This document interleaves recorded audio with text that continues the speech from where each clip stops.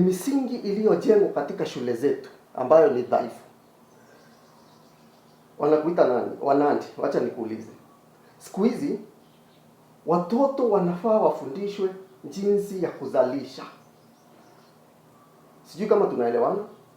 Lakini walimu wanaegemea sana kufundisha jinsi utakuwa daktari. Usome upate kazi kubwa, uwe daktari.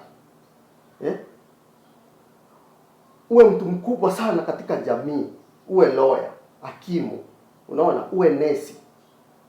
Lakini hizi vitu ni sawa, tunazihitaji. Lakini wale watu wengi wanaofanya kazi, waangalie, wanafanya kazi ndogo ndogo. Kwa hivyo mifumo yetu ya shule imesahau kufundisha watoto jinsi ya kuzalisha na kuuza.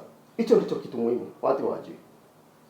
Kwa sababu ukiangalia katika maisha ya watu wengi ni wale watu wanafanya biashara ndogo ndogo. Unakuta biashara reja kama vile duka, wanauza vibanda, nyanya, karoti, sokoni nini.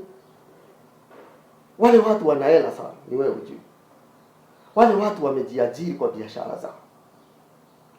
Na katika shule zetu sasa tukiegemea kufundisha watoto jinsi ya kuzalisha, itakuwa ni kitu muhimu. Kwa sababu wacha nikupe mfano. Leo mwalimu yupo shuleni lakini anaambia mtoto, soma. Usije ukarudi pale nyumbani kulima.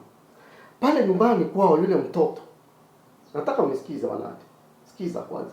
Pale nyumbani kwao yule mtoto baba yake ana shamba kubwa sana. Tuseme kama ekari 3 hivi. Kwa hivyo yule mtoto anajua hii shamba haiwezi fanya kitu chochote, kwa sababu walimu wanahimiza masomo, nisome sana nisirudi kulima. Ni kama kilimo ni mbaya. Kwa hivyo huyu mtoto atakuwa na ile hana hamu ya kujua kuzalisha nini. Lakini kwa mfano huyu mtoto afundishwe shamba pia inaweza ikakuajiri. Anaweza rudi pale, anapanda mboga zake na anauza kwa ekari moja. Atajua kuzalisha, atapanda mahindi na auze. Kule ndiko kuzalisha. Kwa hiyo siku hizi tunafundisha mifumo yetu ama akili za walimu wetu wanafundisha watoto lazima ukuwe lawyer, lazima ukuwe hakimu. Hapana.